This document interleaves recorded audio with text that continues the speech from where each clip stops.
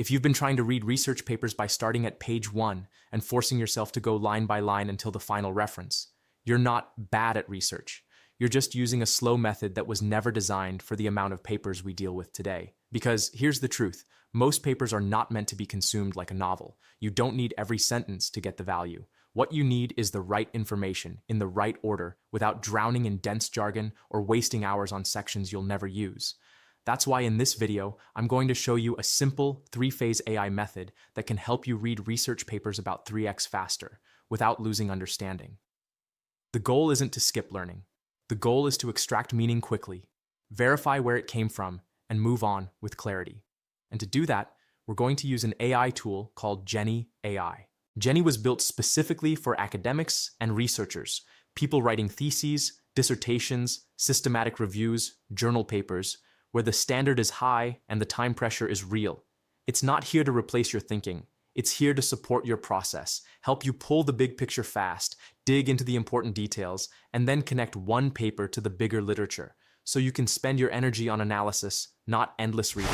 Before we even start reading, we need a clean setup. If your papers are scattered across downloads, emails, and random tabs, you lose time before you read a single sentence. In Jenni, you upload your papers into your library. It's fast. You can add a PDF directly or bring papers in from Zotero or Mendeley and they land in one place.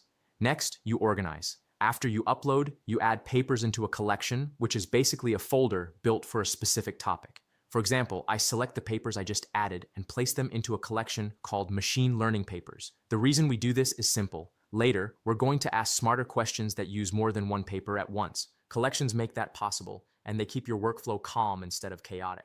And this is not just nice to have. It's the difference between reading for 10 minutes and actually remembering what you read. When your papers are grouped, you can return later and instantly restart your thinking. You're not hunting for the right PDF again. You're not guessing which version is the one you annotated. Everything is where it should be, and that mental relief helps you read faster. Phase 1 is the 1-minute summary. The goal is not to understand every detail. The goal is to understand what the paper is about, what it adds, and whether it's relevant to you. You start broad before you go specific. In Jenni's AI chat, I ask 3 questions. First, summarize the main contributions of this study. Second, what are the key arguments made in this paper? Third, what problem does this paper try to solve? These questions quickly give you the shape of the paper. You learn what the authors claim, what they are trying to achieve, and why the work exists. What I like here is that the answers are usually simple and easy to digest. If you are not confident in the topic yet, that matters a lot. Instead of getting stuck in dense academic language, you get a clear starting point. Phase 1 is basically your filter. It helps you decide, do I go deeper or do I move on? Here's the mindset. Phase 1 is not about being perfect. It's about direction. If you can say in your own words, this paper is trying to do X because Y, then you're ready. If you can't, ask one follow-up question in the chat like, explain the main idea in plain language, and then move forward. Now, speed is useless if it's not trustworthy. When Jenni answers in the AI chat, you can hover over the reference and choose scroll to the quote. Jenni will jump to the exact part of the paper where that point came from and highlight it. This is how you verify the important claims without reading the whole paper. It keeps you grounded in the real text, so you're not just taking a summary on faith.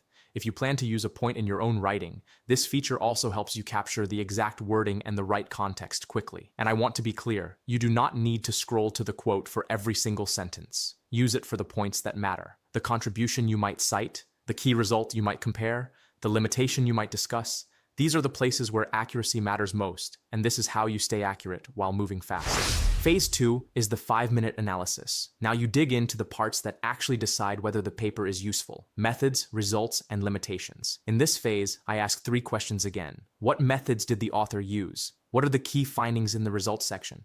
What are the main limitations? Methods tells you how the study was done. Results tells you what they found. Limitations tells you what the study cannot prove and where the gaps are. A practical way to use phase 2 is to read with direction. After Jenni answers, use source linking again. Jump straight to the methods section or the results section and read only what you need to confirm and understand. You're still reading the paper, but you're not wandering. You're going exactly where the value is.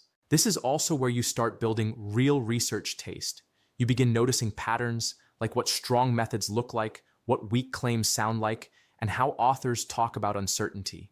Over time, phase 2 makes you faster even without AI, because you learn what to look for first. Quick note before we move on. If you want to try this while you watch, I put the Jenni link in the description below. Open it in another tab, grab one paper you're struggling with, and copy the exact prompts from this video. Now let's talk about the part that slows almost everyone down.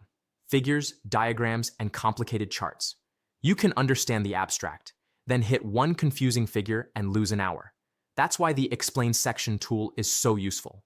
Inside Jenni's AI chat, you click Explain section, then highlight a section of text. You can use it around a figure or a diagram and ask a direct question like, can you explain what this diagram shows? Or what's the difference between false positive and true positive in this figure? The point is to get a simple explanation of what the axes mean, what the lines represent, and what the figure is trying to show. When a figure becomes clear, the whole results section becomes easier. This feature helps you move past confusion fast, so you can keep your momentum and stay focused on what the paper is actually arguing. If you ever feel embarrassed that you do not get a figure right away, please don't. Figures are often the most compressed part of the paper. They assume background knowledge and they hide a lot of logic. Using Explain section is not cheating. It's just getting the explanation you should have gotten in the first place. Phase 3 is where you go deeper than one paper. This is synthesis and critique. In real research, it's not enough to say, I read it. You need to understand how it fits with other work. Does it support what the field already believes? Does it challenge it? Does it ignore something important? And where are the gaps you can build on? This is where your earlier organization step pays off.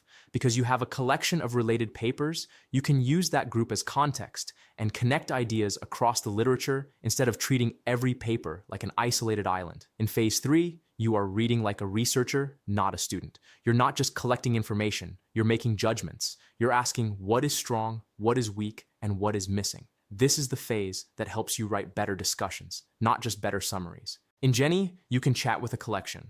I tell it, use the muscle movement papers as my context. Then I ask something like, are there any papers from this collection that support the arguments made within this paper? Jenni can point to other papers in your collection and give you the references so you can see how the conversation connects. There's also a bonus way to do this. Instead of using the whole folder, you can select a few papers and use only those as context. That's perfect when you want a focused comparison. For example, find 3 key quotes from these papers that would be useful for a literature review about the future of muscle health. Jenni can return quotes and explain why they matter, which saves you time and helps you write with stronger evidence. The key is that you're not asking the AI to write your literature review. You're using it to locate support, locate contradictions, and locate useful quotes faster than you could manually. You still decide what to include, what to trust, and what story your literature review tells. Now let's make this process repeatable. Saved prompts are a simple feature that can save you hours. The idea is that you create a prompt once and reuse it for every paper, so your notes stay consistent. For example, you make a prompt called summary that says, read the PDF file and give me a 100-word summary of the results and the main objectives in this paper. You save it. Then every time you open a new paper, you click that saved prompt and get the same style of output. If you're building a research table, this is powerful because every paper gets summarized in the same format and comparisons become easy. You can treat saved prompts like your personal checklist. When you are tired, busy, or overwhelmed, your checklist keeps you moving. That consistency is what turns a huge pile of papers into a manageable project. Finally, reading faster should make writing easier. Jenni also lets you start a new page and write inside a document. And when you're writing, you can use the Cite tool to add citations. If you have a sentence that needs a reference, you go to the Cite tool. You can discover a new citation that isn't in your library or choose one from your library. Then you add it directly into your document, and Jenni adds it to your reference list at the end in the correct format, like Harvard. So the workflow becomes smooth from start to finish. You upload and organize. You get the big picture in a minute. You dig into methods, results, and limitations in 5 minutes. You verify with scroll to the quote. You break down figures with explain section. You connect papers with collection chat. You standardize notes with saved prompts, and you write with citations without losing your flow. That is how you read research papers about 3 times faster using a 3-phase AI method. This is why the 3-phase method works so well. It turns reading into a conversation instead of a struggle. You stop wasting time on dense sections you'll never use, and you start pulling out the exact information that actually matters. What the paper contributes, how they did it, what they found, and where the gaps and limitations are. And because you're asking questions, instead of just highlighting lines, you stay engaged. You understand faster, and you remember more. If you want to try this exact workflow, I've put the Jenni link in the description below. If this video saved you time, please like it and subscribe, because I'm posting more practical AI workflows for research and writing. And if you want to keep going right now, watch the next video on my channel where I show you how to turn those paper summaries into a clean literature review outline. So you don't just read faster, you write faster too.